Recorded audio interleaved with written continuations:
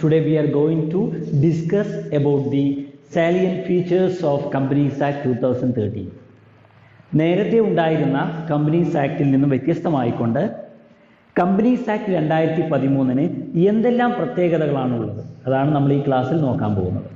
എന്താണ് നേരത്തെ ഉണ്ടായിരുന്ന കമ്പനീസ് ആക്ട്? ഏതാണ്? 1956 companies act. Companies act 1956. 1956 companies ആക്ടുമായി താരതമ്യം ചെയ്യുമ്പോൾ കമ്പനീസ് ആക്ട് 2013 എന്തെല്ലാം പ്രത്യേകതകളാണുള്ളത്?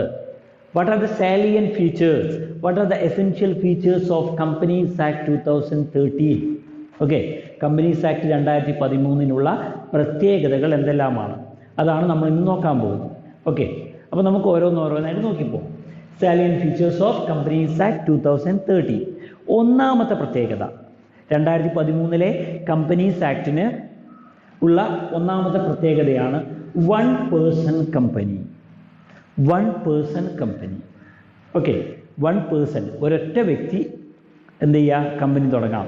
ഒരു വ്യക്തിക്ക് മാത്രം കമ്പനി തുടങ്ങാൻ സാധിക്കുന്നതായ വൺ പേഴ്സൺ കമ്പനി എന്ന് പറയുന്ന ഒരു സംവിധാനം കൊണ്ടുവന്നത് ഏത് ആക്ടിലാണ്?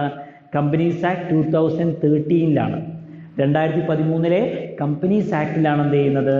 ആദ്യമായിട്ട് വൺ പേഴ്സൺ കമ്പനി എന്നറിയപ്പെടുന്ന ഒരു സിസ്റ്റം, ഒരു സംവിധാനം, ഒരു വ്യക്തിക്ക്, ഒരൊറ്റ വ്യക്തിക്ക് എന്ത് ചെയ്യാം? ഒരു കമ്പനി സ്റ്റാർട്ട് ചെയ്യാമെന്നുള്ള ഒരു സംവിധാനം കൊണ്ടുവന്നത് കമ്പനീസ് ആക്ട് 2013 അവിടെ ശ്രദ്ധിക്കേണ്ട കാര്യം, അവിടെ ആരാ ഉണ്ടാവുള്ളൂ? ഒരു വ്യക്തി മാത്രമേ ഉണ്ടാവുള്ളൂ. In one person company there should be one share holder and one director. അവിടെ ഒരാൾ മാത്രമേ ഉണ്ടാവുള്ളൂ.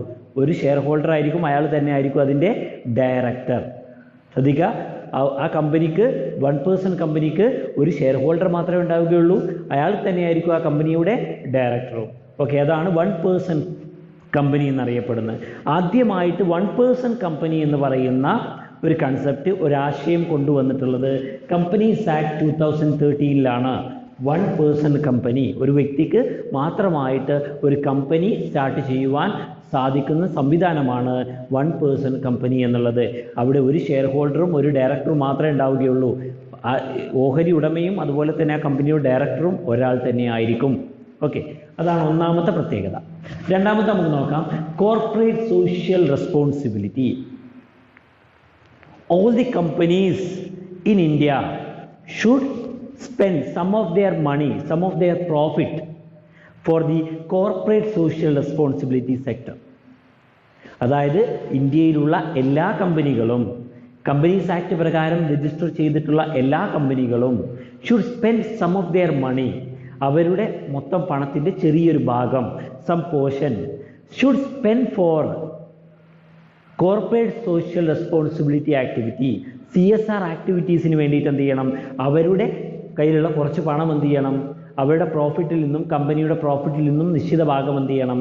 അവർ സമൂഹത്തിൻ്റെ നന്മയ്ക്ക് വേണ്ടിയിട്ട്, സമൂഹത്തിൻ്റെ ക്ഷേമത്തിന് വേണ്ടിയിട്ട്, പോവർട്ടി ഇറാഡിക്കേറ്റ് ചെയ്യുന്നതിന് വേണ്ടിയിട്ട്, അല്ലേ, പട്ടിണി അകറ്റുന്നതിന് വേണ്ടിയിട്ട്, വിദ്യാഭ്യാസം നൽകുന്നതിന് വേണ്ടിയിട്ട്, സാമൂഹിക ഉന്നമനം നൽകുന്നതിന് വേണ്ടിയിട്ട്, വുമൺ എംപവർമെൻറ്റ്, സ്ത്രീ ശാക്തീകരണത്തിന് വേണ്ടിയിട്ട്, സ്വയം തൊഴിൽ നൽകുന്നതിന് വേണ്ടിയിട്ടൊക്കെ എന്ത് ചെയ്യുക? അവർ ആ ഒരു ഫേം, കമ്പനീസ് എന്ത് ചെയ്യുക? അവരുടെ പ്രോഫിറ്റിൻ്റെ ഒരു ഭാഗം എന്ത് ചെയ്യുക? സ്പെൻഡ് ചെയ്യണം, നിർബന്ധമായിട്ടും മാൻഡേറ്ററി ആയിട്ട് സ്പെൻഡ് ചെയ്യണം എന്ന് പറഞ്ഞ ആക്റ്റാണ് ഇത് കമ്പനീസ് ആക്ട് 2013.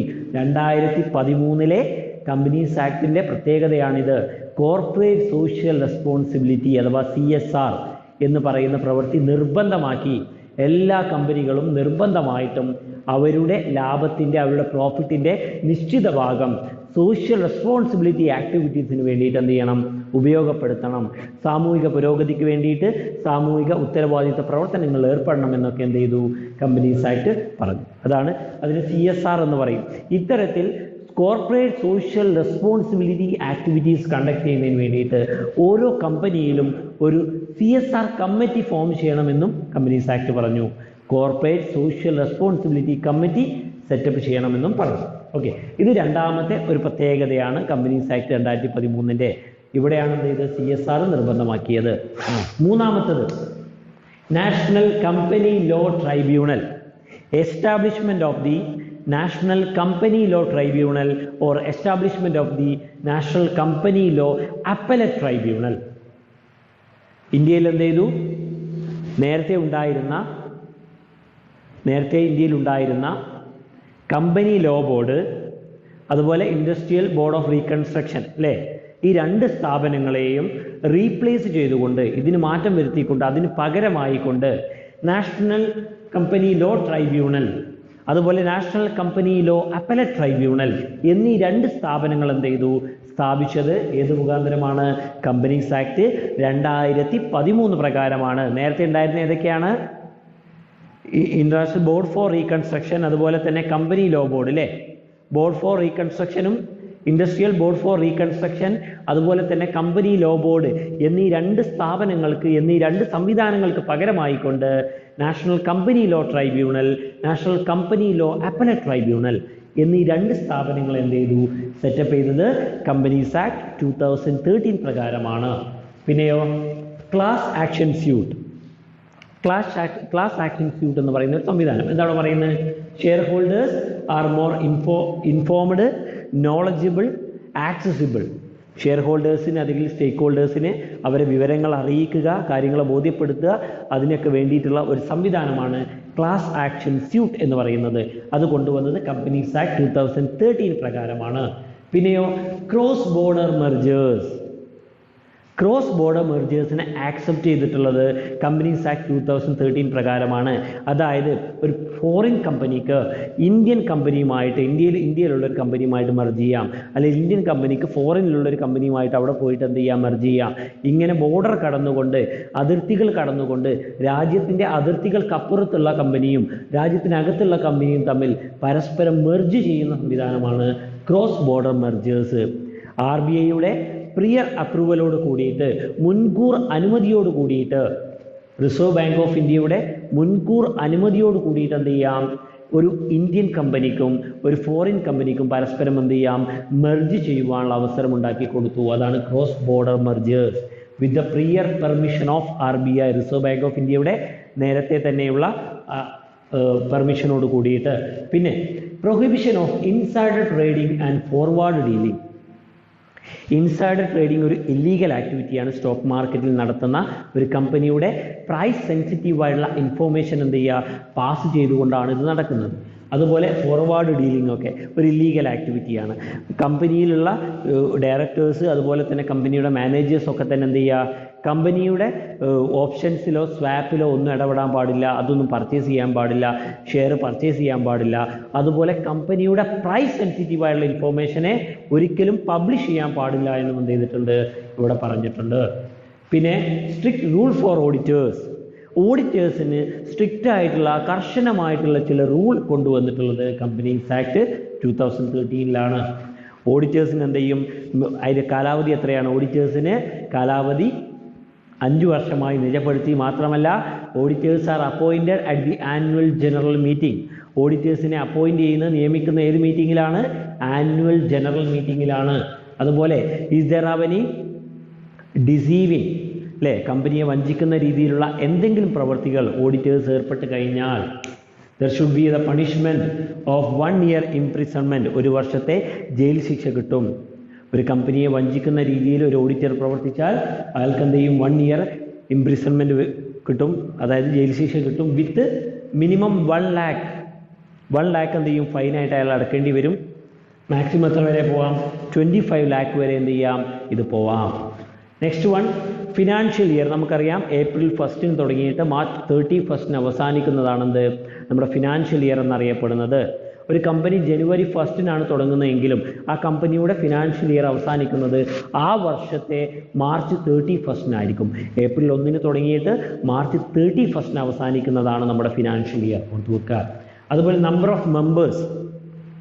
ഒരു പബ്ലിക് കമ്പനിയിലും പ്രൈവറ്റ് കമ്പനിയിലും അവിടെയുള്ള മെമ്പേഴ്സിൻ്റെ, അംഗങ്ങളുടെ എണ്ണത്തിൽ വ്യത്യാസം വന്നു. പബ്ലിക് കമ്പനി ചേഞ്ച് ചെയ്തില്ല, പക്ഷേ പ്രൈവറ്റ് കമ്പനിയിൽ നേരത്തെ 50 പേർക്കായിരുന്നു മാക്സിമം മെമ്പർഷിപ്പ് ഉണ്ടായിരുന്നത്. എന്നാൽ അത് എത്രയാക്കി മാറ്റി? 200. 200 ആളുകൾക്ക്, 200 മെമ്പേഴ്സിന് എന്ത് ചെയ്യും? ഒരു പ്രൈവറ്റ് കമ്പനിയിൽ എന്ത് ചെയ്യും? ആക്സെപ്റ്റ് ചെയ്യാം എന്നുള്ള രീതിയായി. അത് പുതിയൊരു മാറ്റമാണ് കമ്പനീസ് ആക്ട് 2013 പ്രകാരം വന്നിട്ടുള്ളത്. അതുപോലെ എൻട്രഞ്ച്മെൻറ്റ് ഓഫ് പ്രൊവിഷൻ ഇൻ ആർട്ടിക്കിൾ. ഒരു പ്രമേയം പാസ്സാക്കുന്നതിന് വേണ്ടിയിട്ട് സ്ട്രിക്റ്റ് ആയിട്ടുള്ള, കണ്ടിൻജൻ്റ് ആയിട്ടുള്ള എന്ത് ചെയ്തു, പ്രൊവിഷൻസ് കൊണ്ടുവന്നു. പെട്ടെന്നൊന്നും റെസൊല്യൂഷൻ പ്രമേയം പാസ്സാക്കിയെടുക്കാൻ സാധിക്കാത്ത രീതിയിലുള്ള പ്രൊവിഷൻസ് ആർട്ടിക്കിളിൽ ഉൾപ്പെടുത്തി എന്നുള്ളതാണ്. പിന്നെ ഡ്യൂട്ടീസ് ഓഫ് ഡയറക്ടേഴ്സ്, കമ്പനിയുടെ ഡയറക്ടർമാരുടെ ഡ്യൂട്ടീസ്, ഉത്തരവാദിത്തങ്ങളൊക്കെ എന്ത് ചെയ്തു, കൃത്യമായിട്ട് എന്ത് ചെയ്തു, ഡിഫൈൻ ചെയ്ത് കൊടുത്തു. സെക്ഷൻ 166 പ്രകാരം, കമ്പനീസ് ആക്ട് 166 പ്രകാരം എന്ത് ചെയ്തു, ഡയറക്ടേഴ്സിൻ്റെ ഡ്യൂട്ടീസ് ഒക്കെ ഡിഫൈൻ ചെയ്തു. അതുപോലെ composition of the board, composition എങ്ങനെയാണ് ഒരു ബോർഡ് ഓഫ് ഡയറക്ടേഴ്സിൽ ആരൊക്കെയാണ് ഉണ്ടാവുക എന്നുള്ളത് നമ്മൾ നേരത്തെ പറഞ്ഞു. At least 1 woman director should be included in director board. Director ബോർഡിൽ മിനിമം ഒരു വുമൺ ഡയറക്ടർ ഉണ്ടായിരിക്കണം, at least. Okay, 1/3 of the directors should be the independent directors. മൊത്തം ഡയറക്ടേഴ്സിൻ്റെ 1/3 ഭാഗം ആരായിരിക്കണം, ഇൻഡിപെൻഡൻറ്റ് ഡയറക്ടേഴ്സ് ആയിരിക്കണം. There should have 1 resident director. ഇന്ത്യയിൽ കഴിഞ്ഞ വർഷം 182 ദിവസമോ അതിലധികമോ താമസിച്ചിട്ടുള്ള ഒരു വ്യക്തി, റെസിഡൻ്റ് ആയിട്ടുള്ള ഒരു ഡയറക്ടർ, അയാൾ വിളിക്കുന്ന പേരാണെന്ത്, റെസിഡൻറ്റ് ഡയറക്ടർ. അപ്പോൾ റെസിഡൻറ്റ് ഡയറക്ടർ എന്ത് ചെയ്യണം, വേണം. ഇവരൊക്കെ അടങ്ങുന്നതാണെന്ത്, ഈ കോമ്പോസിഷൻ ഓഫ് ബോർഡ് ഓഫ് ഡയറക്ടേഴ്സിലുള്ള ആളുകൾ. Last one, notice and participation in meeting. നമുക്കറിയാം നോട്ടീസ് കൊടുത്തിരിക്കണം. പ്രോപ്പർ മീറ്റിങ്ങിന് മുന്നേ 7 ദിവസം മുന്നേ തന്നെ എന്ത് ചെയ്യണം, മീറ്റിങ്ങിൻ്റെ നോട്ടീസ് കൊടുത്തിരിക്കണം. അതുപോലെ തന്നെ മീറ്റിംഗ് എന്ത് ചെയ്യാം, വീഡിയോ കോൺഫറൻസ് വഴി അതുപോലുള്ള ഏത് മാർഗങ്ങളിലൂടെയും എന്ത് ചെയ്യാം, നടത്താമെന്നുള്ളതാണ്. These are the salient features of the companies act 2013. 2013 companies ആക്ടിനുള്ള പ്രത്യേകതകളാണിത്. നേരത്തെ ഉണ്ടായിരുന്ന കമ്പനീസ് ആക്ടുമായി കമ്പയർ ചെയ്യുമ്പോൾ കമ്പനീസ് ആക്ട് 2013 പ്രത്യേകമായി പരാമർശിച്ചിട്ടുള്ള, പ്രത്യേകമായി വന്നിട്ടുള്ള കാര്യങ്ങളൊക്കെയാണ് ഇവിടെ മെൻഷൻ ചെയ്തിട്ടുള്ളത്. ഈ കാര്യങ്ങളെല്ലാം തന്നെ കൃത്യമായി മനസ്സിലായിട്ടുണ്ടാവുമെന്ന് കരുതുന്നു.